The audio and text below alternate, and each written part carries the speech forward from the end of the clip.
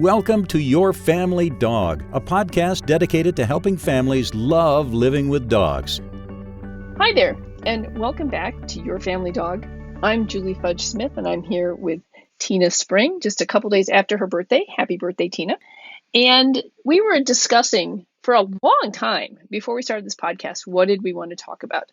And we decided one of the issues that we haven't talked about, because we weren't sure, I think in some ways, how we wanted to approach it, was politely leash walking or loose lead walking or whatever you want to call it, but getting your dog to walk on the leash nicely. And that is a real challenge. It's not easy. And I think that any trainer who tells you that this is easy peasy is probably, one, either a lot more talented than I will ever be, or two, is really not being honest with you, because it's not easy. So what we were going to do is talk today about some of the things that we think you can do to help prepare you for the walk and your dog for the walk. Because we think that there are two components here, is taking care of the person and taking care of the dog. So with that, Tina, what do you want to say? What's the thing that comes to mind, first of all, when you think about loose lead walking or polite leash walking, which I can't seem to say without stumbling? Not only is it difficult to teach, it's difficult to say. Which is maybe why we don't like to teach it, because we can't say it. So if you think about it, politely walking and coming when called are kind of all the same skill. Okay. It's all the same thing. It's being in connection with your handler or with your dog if you are the handler. And so it's a little bit like dancing. So we tell every single person in puppy class, every single basic or foundation class person, the single hardest skill to teach your dog is polite leash walking. Absolutely the hardest one to teach. And a skill that honestly takes a really long time to build for a whole host of reasons. Yes. And yet every single family, they get a dog, right? And their absolute first thing is, we tried to take them for a walk and it was awful. That would be like saying, okay, we brought home an infant and we tried to give them the SAT and they failed. It's like, well, of course they did, because he can't read or talk yet, right? So polite leash walking is a much more difficult and expansive skill than the average person sees. And dog trainers, we're kind of jerks about this, because we don't bring our dog out into public until they're already doing it correctly, right? So you don't see our dogs until after they're 2 and we've trained this skill in. So as I've many decades have worked with families, I've learned that there are some things we can do that can help. So some of this is going to be controversial. Be prepared. First, go for the walk by yourself. If your goal is to ground yourself and get connected with the green and go outside and decompress and get fresh air and get your steps in, and do that separate from training the dog. I know that sounds controversial, but do it separate. I agree, because for one thing, if you really are set on doing like a power walk and really getting your steps in and stuff, you can't do that and provide the right kind of walk for your dog, whose purpose behind walking is not to get in all his steps for the day. The purpose for a dog's walking is to check out the smells and check out his pee mail and learn all these things about the world. It's his socialization. It's kind of like his Facebook, and you can't rush him through that. So if you really want to do the power walk, do it on your own and have a good time with it. Right. So one, fill you up first, save you first. And then after you're filled up and you're feeling good, grab the string cheese and do 3 minutes of polite leash walking practice with your dog, where your dog can be successful. That might mean in the hallway or the living room. That might not even be outside, because you can't take a skill that the dog doesn't have inside in a fully homogenized environment and port that skill outside into Disneyland for woodland creatures filled with distraction and goofiness and expect your dog to go, oh yes, I can totally let her in this sport today. Like it doesn't work that way. No, it really doesn't. We talked, I think, in our last episode a little bit about some of the things you can do inside, like loose lead walking without the leash. You just walk around your house, and when your dog comes up to your side, you give it a treat. So he begins to understand that the sweet spot's right next to you. So one of the things I tell people is once you can do that in different parts of your house. But then when you step outside, where is the least distracting place? It might just be in your garage. It might be in the breezeway between your house and your garage. Maybe it's your back deck. Maybe it's your front porch. Maybe it's your driveway. But don't immediately go out on the street and try practicing this. You need to build in your distractions slowly. Right. I tell lots of families, when you're ready to embark on outside work, outside of your physical property, go walk where no one is out. Sometimes that means going to like an office complex after hours, so no one's there. Sometimes that means going and walking in a parking lot. I love parking lots because in general, they don't have that many interesting smells. They don't have the bushes where Sparky and, Samantha and Clementine and all those other dogs have left their pee mail. So parking lots are great, but you do have to be careful that it is an empty parking lot. Right. So again, kind of pick where you think your dog is going to be successful. We don't go from teaching our kids at, cat, bat, run to snuffle up a kiss. And that's what we all tend to do as handlers to our dogs. So one of the things I talk about with families is if your dog was on a 15-foot long line and all you did was held the handle, could you get and keep your dog's attention? They're not ready to go on a walk yet. And I know that makes you mad. The reality is polite leash walking is about connection between the dog and the handler. I love Suzanne Clothier's quote that when we start adding equipment, it's because we lost the dog's mind. Ooh. Right? If your dog is in connection with you, you don't need 25,000 different pieces of equipment to physically manage your dog. I had an example of that this morning, believe it or not. Okay, I've had Zuzu. I got her when she was 16 months old, and now she's 6.5. So anyway, she and I walked down to the post office today to check my post office box. We had a grand walk down, and on the way back, at one point, I was fiddling with something in my hand, and the leash dropped, and she trotted into my neighbor's yard, and she sniffed, and I said, "Hey, Zuzu, come on." And she trotted right over next to me. We had about a block to go to get to my house, and I never picked up the leash the rest of the way home. I was like, "Hey, Zuzu." So she was right next to me. I'd give her a couple of pieces of kibble. We'd walk along. She'd look up at me. I'd give her a couple of more. And it was, one, there was no one around. There were no other dogs around. There was no deer. There were no squirrels. There were no cars. But even at 6.5, it's one of those things where it's like I try to push the limits a little bit with her whenever I can to see what we can do. But I always try to do it in an environment where I have the fewest distractions. And she was great. She trotted all the way home with me. She stopped in front of the front porch, and I went up the porch and said, "Come on." She trotted up and came on inside. It was just a minor little thing, but it was one of those things where I knew that I could do it, partly because Clementine wasn't there, and partly because there was nothing else around. So I knew I was in an environment in which I was setting her up to be successful at this. Right. So there were a whole bunch of pieces to that, right? I think about it like, okay, so our children pull up and they learn how to balance. We don't immediately take them hiking Everest.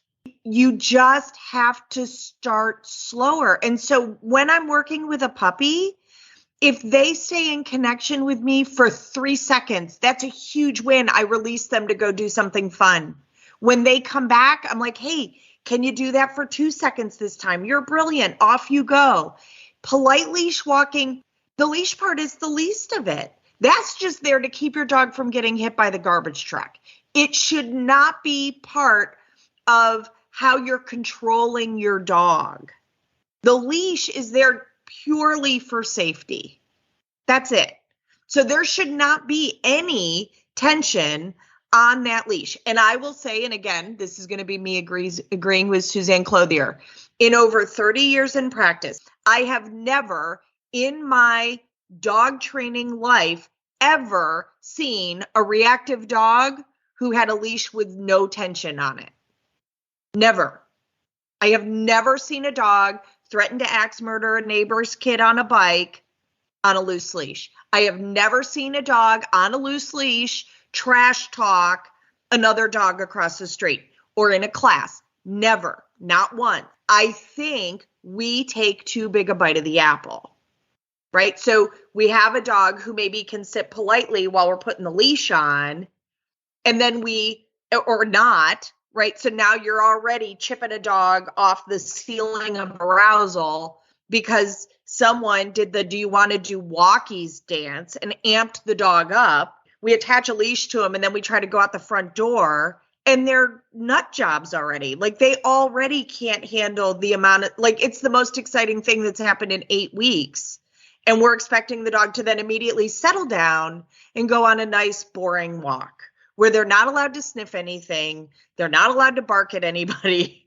And like, that's not how that works. Right. And so one of the things that I was going to say is when you're talking about this is we probably need to define a couple of things. So what do we mean by a loose leash?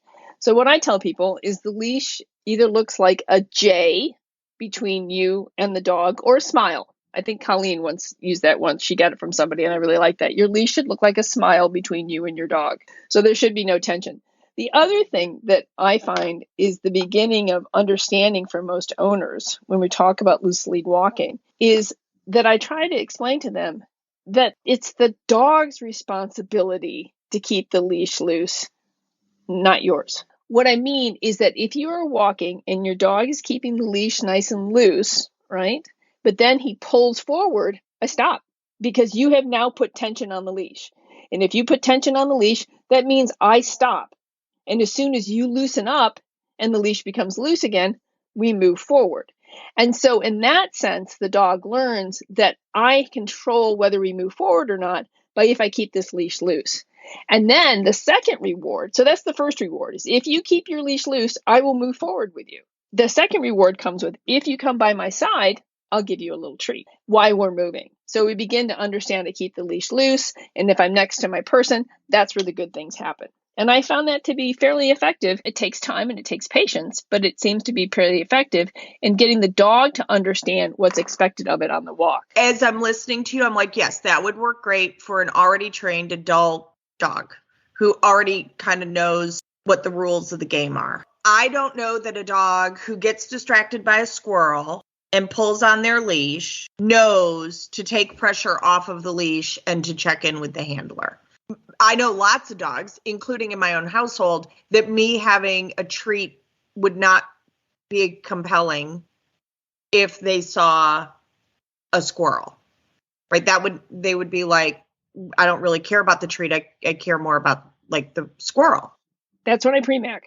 So for example, when my dog is looking, I did this with Bingley, dog's looking at a squirrel, leash is tense. All he has to do is loosen up and look at me, and then the both of us run towards the squirrel. Now, there's no squirrel in Licking County that's in any danger of being caught with me running after it, right? But I know that food's not going to work, but PreMack will. And the PreMack principle, of course, is the basically summed up as if you eat your peas, then you get dessert.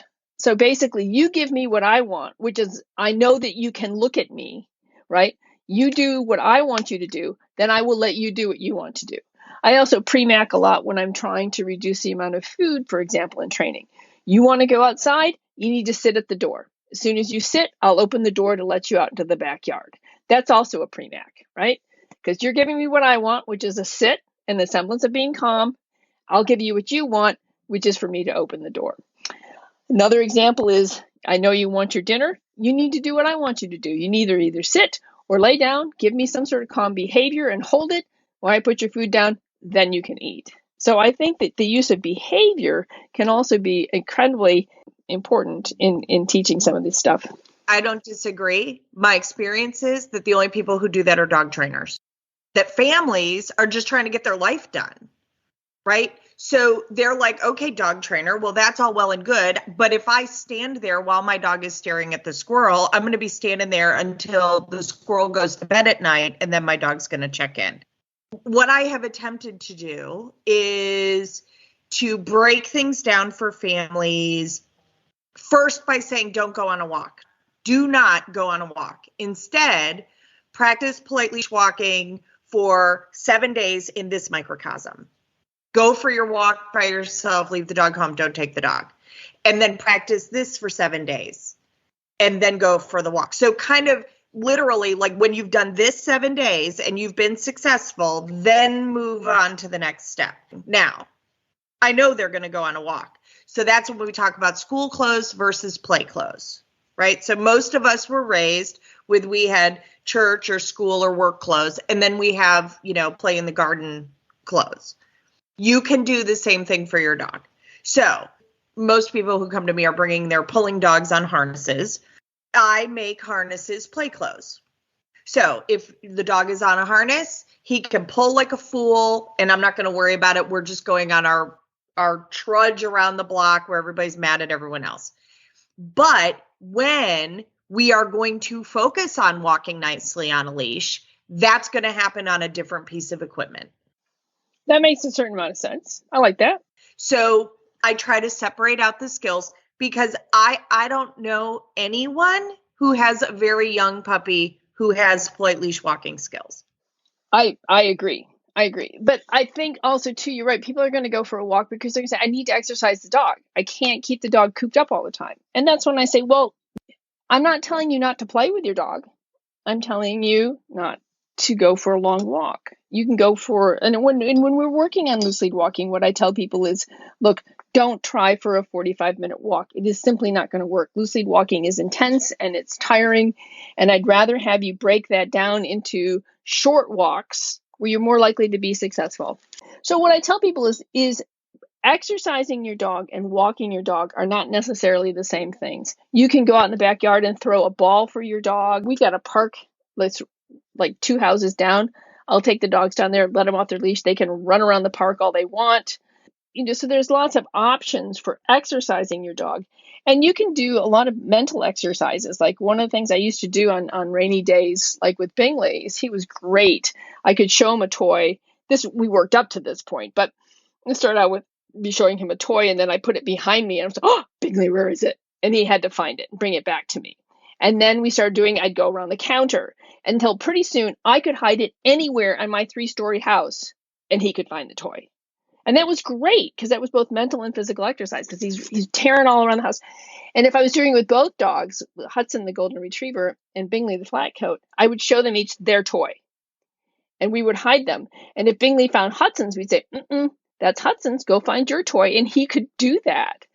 So, that's something that we really built up to, but it was a way in which we could give exercise and mental stimulation to the dogs without having to necessarily go for a walk. Right. So where I would say is when we're transitioning skills to outside for leash walking, right? You have the dog who, okay, anywhere in the house, we can do polite leash walking. Dog doesn't pull. They stay in connection with me. There's not a ton of distraction except, normal life stuff. Then typically the next step is adding in transitions. So can we go in and out of the doors and keep our marbles in our skulls? Because that's tough. And the easiest way I've ever seen to work on that is food scatters. Have the dog pause at the door, food scatter on the front stoop. Dog eats those pieces, little itty bitty pieces of shredded cheese. You're a brilliant dog. They look to you almost immediately for, hey, have you got any more of that? And I go, by the way, I absolutely do. Excellent check-in. Food scatter inside the door. That's very clever. I like that. Very clever. Yeah, and you could do it with just their dog food. Sure. Again, this is one of the steps. If you spend 5 days when we go in and out of a door, there's going to be a food scatter on either side, but you have to take a momentary break, take a breath between we go in and out of the door. Instead of getting a dog who's driving out the door to chase a squirrel or the neighbor's kid, you get a dog whose attention is going out of the door and looking down. And then the next thing they're doing is checking in with you. That's brilliant. That's so easy and so brilliant. I love that. Yes. And it's fun. And you know what? You had to feed the dog anyway. That's right. So you're just using their intake of food as enrichment and to build the skills you want. And then eventually it's like, can you go down one step? Like, can you go out the door and one step and a food scatter and then back in? Then 3 steps, then up and down the driveway. Well, guess what? Eventually we're going, well, the food scatter is going to happen at the neighbor's mailbox. And your dog is building on, oh, so if I stay engaged with you, randomly reinforcement's going to happen. And when you're practicing that going in and out, if your dog is looking for food, they're not thinking about squirrels. They're not. Build the focus you want first. Then when we start to do polite leash walking, like, it's easy. It's easy to do. So I get the people who say, well, you know, I live in an apartment complex and we don't have a fence and the dog has to go outside and potty. Great.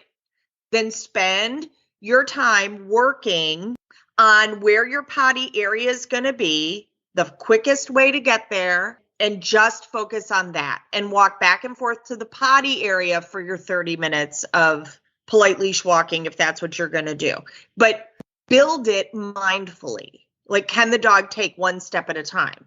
If you're trying to build polite leash walking by going for a 3-mile walk around the block, you're going to be miserable. You are. And your dog's going to be miserable too. One of the things that I talk to families about is how much time do you spend outside with your dog on a leash just waiting for them to check in? Well, that's a very good question. And I bet you they can't tell you that. No, because they're always either going to the car or like they're doing something. And so their dog doesn't really ever get to practice being in the yard on a leash in connection with their handler. So that's part of the plan for how to start conditioning polite leash walking. It's why this is so complex. Everybody wants there to be a magic piece of equipment or a magic exercise to do. And there are definitely some pieces of equipment that make it easier. There's definitely some exercises that make it easier. But you can't work all of the things at the same time. It's too hard. And so then families lose heart and stop doing it. Right, which is one of the reasons why when I'm starting classes or I start with people, one of the things that I do before we even get started on loose lead walking is we do relationship building exercises. I do things to help the owners and the dogs build a relationship so that the dog learns to check in with the owner. And your park and pay is one of the things that we do because the dog begins to understand that no matter what's going on around me, I should be checking in with my owner. So park and pay is one of the things that we do. But there's all kinds of little things you can do. Like, for example, when I'm working on teaching come, what I tell people is this is, for a lot of people, the most important behavior. So what you want to do is reward your dog for coming to you, whether you have asked them to or not. So, for example, every time Zuzu comes up to me, she gets a piece of me. She doesn't always get a treat, but she gets hi Zuzu, and a scratch behind the ears or whatever, because I want that connection to my dog. And so as the more you build the relationship and the connection to your dog, the more your dog's going to want to be connected to you. And that will help in your loose lead walking. Yeah, because it's all the same skill. I will tell you, the people that I have whose dogs are on crazy tight leashes, their dogs would also not come when called outside. Yes, I agree.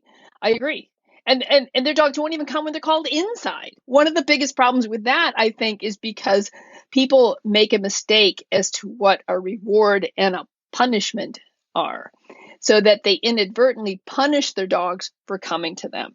So, for example, it could be you call, Fifi, come here, sweetheart, come here, what a good dog. And you pick her up and you whisk her up and you throw her into the bathtub, which Phoebe doesn't want to do. So now Fifi's like, if I come to her, is she going to throw me in the bathtub? Or the dog's outside in the yard and you're getting frustrated and you really need the dog to come and I'm going to be late for work. And it's like, finally, you're here, get in the house, which I understand the frustration. But the dog has now learned when I come to you, You seem to be angry. Why would I come to you again? And it's not that these owners are trying to punish their dogs. That's not what I'm saying at all. And I think I do understand the frustration. I understand the need to bathe your dog. On the other hand, you have to be happy every time your dog comes to you. I'm not going to let a dog off leash in a fenced yard if they don't come when called. Like, there are criteria for when those privileges are granted. I'm not going to try to take a dog for a walk around the block with dogs barking at them and kids playing and rabbits and all of the, excitement that is walking in my neighborhood if they can't handle any of those stimuli or all of those stimuli happening when we're in a static position. Because new sense and new tactile experiences and all of that add to the trigger stacking. If your dog can't handle the sound of collar tags jingling without losing his marbles, you have to work on that before you can try to go for a walk. Because of course your dog's going to start becoming reactive with other dogs when he hears a collar jingle. So I literally jumped on eBay over the holiday and ordered old retired collared tags. I'll put those on a hand-me-down collar, that worn out old collar, and we will practice jingle, jingle, jingle, cheese, jingle, jingle, jingle, cheese, jingle, jingle, jingle, cheese. And those dogs will go on to help countless other dogs moving forward. If my dog struggles with looking at the squirrels, we're just going to hang out in the yard and watch the squirrels and be like, oh, yeah, they're really exciting, aren't they? I have a remote control car that we run around the backyard and the dogs have to ignore. So one of the things that I've done too is especially with my puppy clients, is here in downtown Granville, in the north side of the street is where it's super busy because that's where the ice cream parlor is. And you can go in front of the Granville Inn and you get a few people walking by. You could go in front of the library and there's a nice recessed area where you can sit. Or you can go on the south side of the street where there's the Chinese restaurant. And that's not nearly as busy on that side of the street. So one of the things, or you can go down to Opera House Park and we can sit in there. So one of the things that I do with owners that have puppies is we will come into Granville, and depending on where we're at, we're either sitting on the steps of the college townhouse or we're sitting on one of the benches in front of the Granville Inn, and we just sit there and watch the world go by and get food. So that we spend all this time sitting and just watching. We watch all the dogs go by. We watch all the bikes go by. We watch all the kids with their books going to the library. We watch people going into the post office, and we get treats. And we don't go immediately to what I call the gauntlet, which is right in front of the ice cream parlor, where everybody goes on a summer evening with their dogs and their kids. And I mean, there's a lot of skills involved with being able to handle standing in the line at Wits to get your ice cream. And so one of the things that I have found is the same kind of thing, is start small. Start someplace where you can watch the world at a distance so that the world is not right on top of you, but you can see the squirrels in the trees across the street. You can see all the strollers in the playground 25 feet away. Right. So again, like, I think sometimes we dog trainers, we know what to do. We're there to do dog training, right? So we're like, oh, we're doing the dog training. And we forget to empower families that dog training and going for a walk are two different things for usually quite a while. I would say that the average puppy that I raise doesn't really go for a walk around the block as just we're going for a walk around the block until they're 2. Before then, we are training going for a walk around the block. If I want to go for a walk around the block, I do that separate, and then I do the dog training, because what they practice is what they're learning.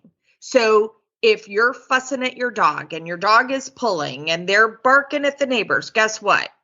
That's what they're learning. Everybody wants to do the training exercises. Well, actually, I don't think anybody wants to do training exercises. What they want is for me to have some sort of magic wand that suddenly their dog knows how to walk nicely on a leash. And I'm like, the reality is they don't. And it's a really hard thing to train. I do think that polite leash walking is one of those skills that is excellent for board and train because trainers like training dogs. So we will spend 2 weeks or a month working on beautiful leash walking skills and then follow-up lessons with the family, floating that in. So obviously I'm going to tell you, be careful. Lots of board and train trainers are going to use shock and prong and choke chains and slip leashes, and we're not doing any of that. You want to make sure that you're vetting that trainer to know that they're going to train your dog kindly and that they're going to float in. They're not doing a bunch of aversives. But a training company like mine, we do board and trains for plate leash walking all the time because the average family is like, I don't have the bandwidth. And we're honoring that. We're like, great, then we'll do it for you. Dog trainers like that work. We love teaching a dog how to manage all those different exposures and all those different stimuli and be super successful. That fills up someone who does behavior and training for a living. I don't know that it fills up the average family person. There are times that it is totally appropriate to have a professional dog trainer just do the heavy lifting for you and then help transfer those skills that the dog already has back to the family. That is very sound advice. I don't do board and train because I don't really have space to do that. And it's hard to find a good board and train around here. So I'm really glad that you mentioned that you need to vet the trainer because none of the board and trains around here that I know of are ones that I am comfortable recommending because they tend to be all adversive trainers. Yeah, and I will say lots of positive reinforcement trainers don't offer board and train because that ground has almost been just given to the shock collar trainers. If someone guarantees that they can take your dog and in 2 weeks have them doing polite leash walking, I'm pretty much going to tell you that person is using highly aversive methods with your dog. Absolutely. Absolutely. When we're talking about polite leash walking and puppies, everybody's like, okay, how do we juggle? We have 30 seconds to get them outside and not pulling on the leash. And I'm like, pick them up. Put them down and then practice polite leash walking on the way in, or use a long line. Like if you don't have a fence, put a 50-foot line on the puppy, open the back door, attach the leash, like open the crate door, attach the leash, let your puppy run outside with no leash tension to potty, run with them, and then attach your 6-foot leash and practice polite leash walking on the way back in. Or set up an X pen, pick the puppy up, set them in an X pen outside in the grass. That's a great idea. So there are ways to do this. It's what dog trainers do when we're raising our dogs. And the older I get, the more frustrated I get that dog trainers sometimes tell people to do things that they don't do it that way themselves. When I'm house training puppies, we start on leash, going out the front door to eliminate. Because I want my pup and not pulling. So if that means my puppy doesn't have good leash skills yet, I carry them outside. I set them in the grass, and then we do polite leash walking on the way in. Their leash is kept in the refrigerator with the string cheese. Ah, that's a brilliant idea. So that I make it easier for myself. The poop bags are right there with it.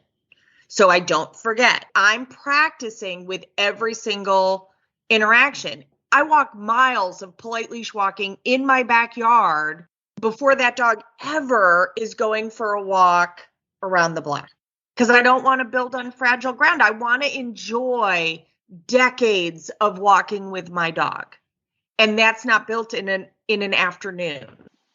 Right. One of the things I tell people, for example, when they want to go to class, and some of the best classes are a bit of a haul from here. They're in Columbus and not necessarily out this way. And so I tell people when they start to balk a little bit, I'm like, hold on a second. I understand you don't want to drive 35 or 40 minutes to a training class. But on the other hand, it's 6 to 8 weeks out of 10 years of your dog's life. And you're getting your dog in front of really good trainers who are going to have a sharp eye for any problems that may be coming up. And a puppy class is a good thing for your dog. So you take the puppy class and then you come back and we can work on any particular issues that you have in private training.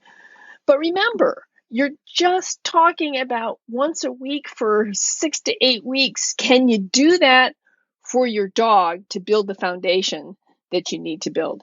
So I think maybe if we begin to talk to our owners in terms of not just, you need to do this for 2 weeks, that seems like a long time, but remind them that if you do this for 2 weeks, and then you do the next thing for 2 weeks, and then the next thing for 2 weeks, and the next thing for 2 weeks, then in 8 weeks, out of 10 years of your dog's life, you're going to have a dog whose loose lead walking skills are going to be able to be built on much more quickly after that. Because the more we begin to get those base behaviors down, the more we begin to understand what it means to be to be next to my owner, what it means to be on a leash. As those skills start to grow, they may start out slow, but then you're going to start to have exponential or logarithmic growth. But you keep it in the big perspective as well, which is look for the small victories. Understand you're doing this in small increments of time, which is usually easier for most people. Most people can't carve an hour out of their day, but they can carve 5 minutes to work on this. So you do that. And then over the perspective is that this is only a few months out of 10 years of your dog's life. And if we can help them to understand that, they're going to be more compliant, I think. Well, and some of it even is just tricks of the trade, right? If I have a young, energetic dog, we're probably going to play fetch and do some food scatters before I try to practice polite leash walking. Yes, or even once they've got the skills, before you go walking. One of the things that I will oftentimes do is take the dogs up and let them run around Sugarloaf to get some of the wiggles out. Then we snap on the leashes and go for a walk. Okay, so one of my favorite tricks, the dog who has good leash skills, but has a lot of practice of pulling, either leaving the house or coming home, take the dog out, put him in the car, drive to the halfway mark of your walk, and practice walking from the car around the block and back to the car again. You would be stunned how many dogs don't pull after you've done that a few times.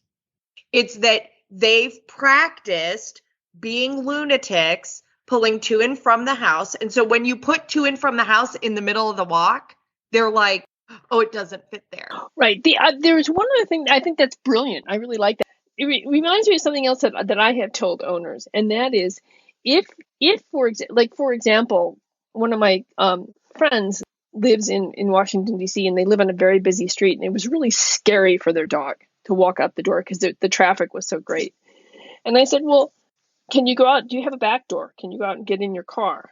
Or can you get into the neighborhood going out the back? And she said, well, I can get in my car. I said, okay, then drive to a quieter part of the neighborhood and walk your dog there. If the front of the house is that frightening for your dog, we need to be thinking about doing some counter conditioning to that, sitting on the porch and having treats and all this other stuff. We don't need to throw them into all this. And she found that to be really successful, that once the dog then began to get some confidence, then she was able to help it with the scary front door area.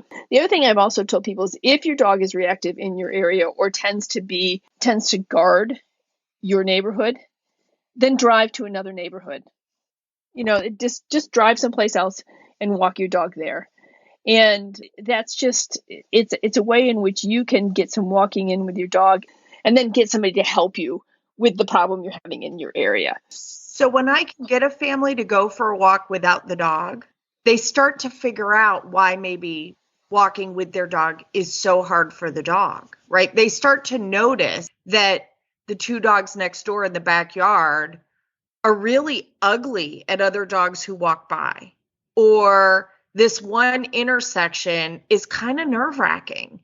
They look at the environment differently instead of just being more and more frustrated with their dog. I think we start to recognize like, oh, that no wonder that one section is really hard for the dog. And if that's the case, then like when I go to do a private lesson, we go to that one area and we work on how to smooth that out for that dog. So the dog's overall skill on a walk is pretty good. But when we get to the end of the street, Casper, the grouchy dog, is behind the fence, trash talking everybody. So we're going to practice and assess what to do there and how to help our dog be successful. So often just staying and letting our dogs settle in and learning to do what the deer do, which is to go, oh, well, Casper's behind a fence. It doesn't, yeah, he's yelling, but I don't have to get dragged into it. The dog starts to learn to settle out. And then you're like, you're brilliant. What a good job. Do you think you could do a sit here? Could you do a nose touch? Could you lie down? We're not practicing obedience per se. We're having a conversation with the dog. Like, yes, I know Casper is yelling his fool head off at you, but can you stay in connection with me? For lots of dogs, that's a revelation. When we hurry or when we're telling the dog to ignore whatever the thing is, I think there's a little bit of a dog going, you don't understand. That dog's yelling at me over there. I'm like, no, I know he's yelling at you. Right. I also think sometimes if we like, stop, they're like, well, why are you paying so much attention to it? I think sometimes it's like with kids, it's almost like forbidden fruit, right? Don't touch that. Really? Why can't I touch that? So I wonder if that works a little bit with dogs too. So my next lesson, my appointment right after we do this recording is a dog who is dog reactive. The very first skill we're going to work on is handling skills and leash skills for polite leash walking.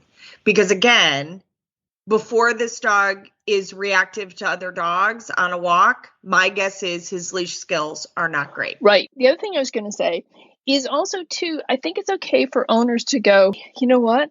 Maybe I don't want to take my dog on a walk. It's okay to not walk your dog. I was thinking yesterday, I was over at my daughter's house, and we were going to take all 3 kids, one of whom in a stroller, and 2 kites, and try and fly some kites yesterday. So I had Zuzu with me, but I realized very quickly that was just going to add another layer of chaos to this walk that we didn't really need. So as my daughter was getting the stroller out and packing and stuff, I just threw a ball for Zuzu repeatedly in the front yard. And she was happy and content with that. And then I put her away and we went for a walk. And as we were walking, I realized I'm holding the kites. Eva's in the stroller. Another kid's on her scooter. One kid is deciding that he really, really ought to be in the stroller, and he's not. And there was just so much going on. If I had to try and be dealing with Zuzu as well, it would have been frustrating for her and for me and for everybody else. And then it turns out we get over to where we're flying kites, and I look over and a police officer is walking towards us. Like, are we not supposed to fly kites in this area? I mean, what's going on? He goes, no, there's a rabid raccoon over against that fence over there. And he said, it was out during the day walking across the street, which raccoons don't do. And he said, so I'm thinking it's sick, like maybe rabid. And I was thinking, thank goodness I didn't have Zuzu with me. And having had her, dropped her leash so she could run around the field, last thing I need to do is have my dog encounter a rabid raccoon.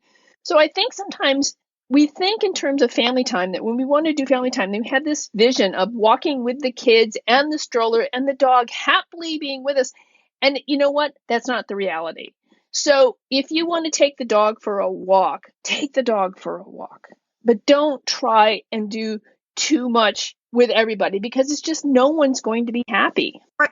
Or have a plan, right? So if I'm going hiking, I have to decide, am I taking a dog or not? Which also entails, like, are we going to go to eat before or after? Like, how long are we going to be out? Are there bears in the area? Like, there's, Bigfoot, whatever. There's all sorts of, like, how busy is the trail, blah, blah, blah, all the charts, graphs, and logarithms of that. But it's also, are we going to have enough time on that walk? If we're doing a 6-mile hike and the sun's going to be going down and we're going to be in a hurry, that's probably not the right hike to take a dog, because I am going to be letting that dog pull, or I'm going to be hustling a dog along who's trying to smell where, a deer peed or whatever. So that's not fair to that dog. If I'm going to take a puppy for a walk, if I'm going to take a dog for a walk with the family, I'm probably going to tell Christopher, no matter what I'm doing, you go on with the walk. I'm going to move at the pace the dog can do, which means I'm going to stop and clean up poop. And if the dog is marveling at the kids playing on the play set across the street, we're going to stand and we're going to watch that. You guys go and do your walk, so that we're not building bad habits that then we're frustrated with. So often going for a hike means not taking a dog until that dog is seasoned to be able to go for a hike. Because right now the days are short. Right. So I think one of the things that some of my owners find enlightening is when I give them permission to say, I don't want to take my dog on this. That's fine. In fact, that's a good thing, a lot of the time. So it's okay for you to say, this is not a good time for me to take the dog. I will do something with the dog another time or later in the day. It's okay to say, I don't want to include the dog in this because it feels like too much for me. Because part of my responsibility as a trainer is not just to train the dog. I'm there to teach you skills, but also I want to take care of everybody. Because if you're not happy, the dog's not going to be happy.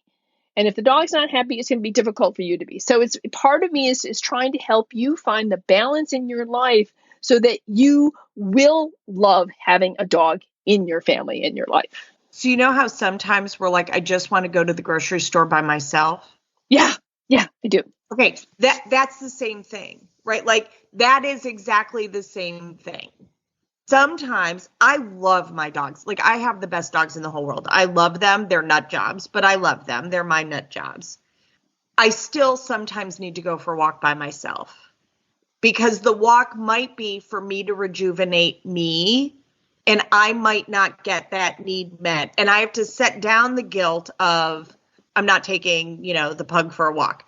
I can choose when I'm done filling me up to then go, do I have another trip around the block in me? And do I have the bandwidth to take the dog? So some of it is time of day. Some of it is how busy is it? What are the hazards in the environment that we're going to be working in? Am I going to be in a hurry? And then just how worn out am I?